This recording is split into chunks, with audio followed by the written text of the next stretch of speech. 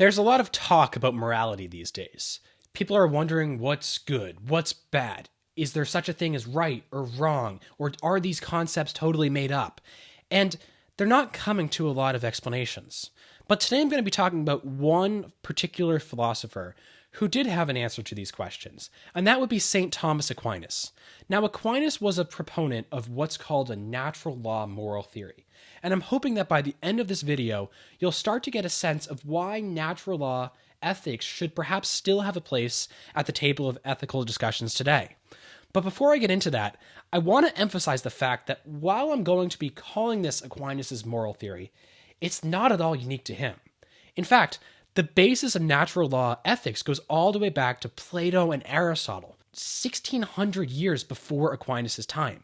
So even if Aquinas did a lot to develop this theory, he didn't invent it. So we should just keep that in mind going forward. So what is Aquinas' natural law moral theory? Aquinas says that the first principle of morality is that good is to be done and evil is to be avoided. Do good and avoid evil. This means that Aquinas is not a moral relativist. He believes in objective good. For Aquinas, living a moral life is about conforming your life to a standard of right and wrong that is outside of you and greater than you, and objective good. And that when you discover that you are out of step with this objective good, it's your job to change your life, and also your idea of right and wrong, to better reflect this objective good. But probably the most interesting part of this is that Aquinas believes that we can discover the objective good by reason alone. Aquinas is a Catholic saint, so many people might assume that he would say that we can only know what is right and wrong from the Bible, from divine revelation. But Aquinas, while he certainly acknowledges the reality of divine revelation, again, he's a Catholic theologian and saint, says we don't necessarily need to know the Bible. We don't necessarily have to have the Bible to know right and wrong. We can know what's good and bad from reason alone. So how can we do this? How can we know what is objectively good from reason alone? Well, Aquinas believes that there is such a thing as human nature. Everything that exists, he argues, has a nature. And human beings are no different. Rocks, trees, cats, dogs, squirrels, human beings, all of these reflect different natures or objective categories that the things of the world can be put into. We don't invent these categories. We discover them. There is really a difference between a dog and a rock. So there must be an objective category that accounts for this difference. And Aquinas calls this objective category a nature. And it is from this idea of natures, and human nature in particular, that Aquinas thinks he can derive objective morality. That's because for Aquinas, a thing is good when it acts in accordance with its nature.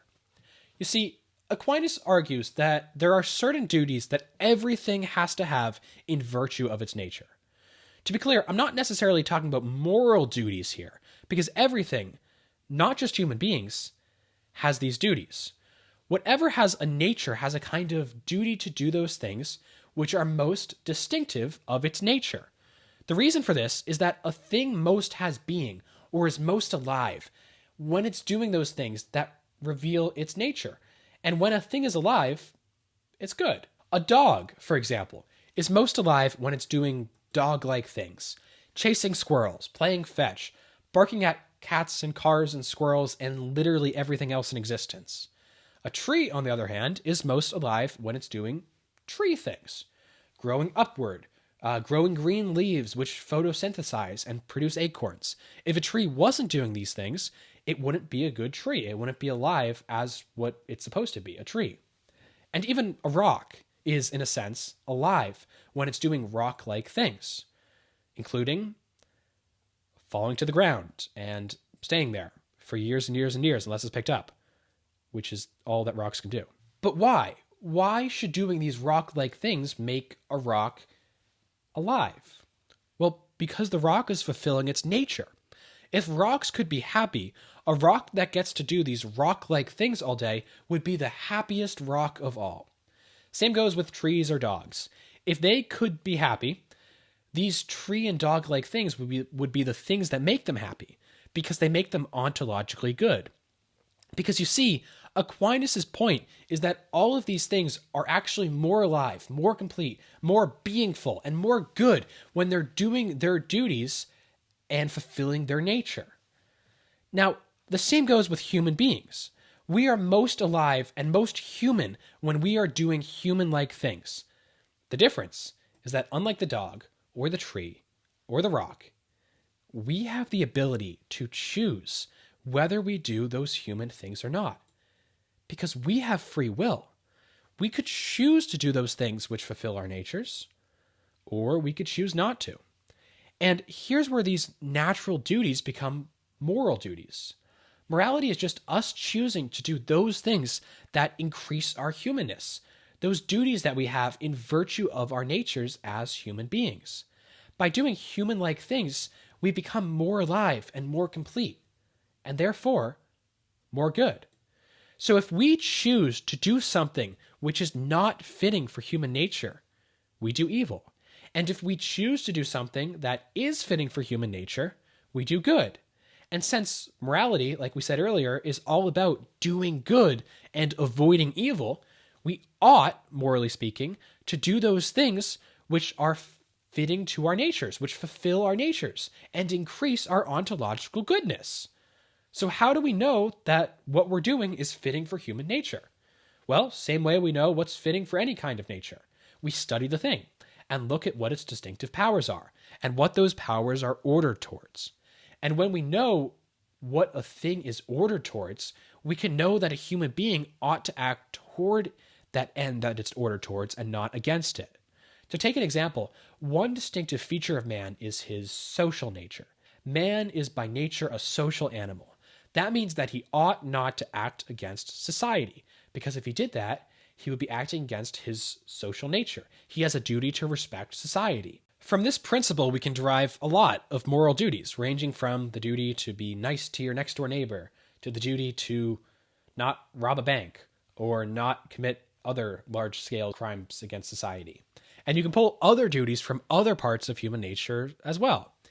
Man is a rational creature, so he has a duty to seek the truth. Man is a bodily creature, so he ought to take care of his body. Man is a familial creature, so he ought to respect his parents. Man is a created creature, so he ought to give glory to God. I could give more examples, but hopefully this is enough to show how Aquinas' moral reasoning works. You start by examining human nature, then find that some parts of man's nature point towards an end. Then use that to establish the conclusion that man has a duty to act toward that end. And really, the genius of natural law theory is its consistency.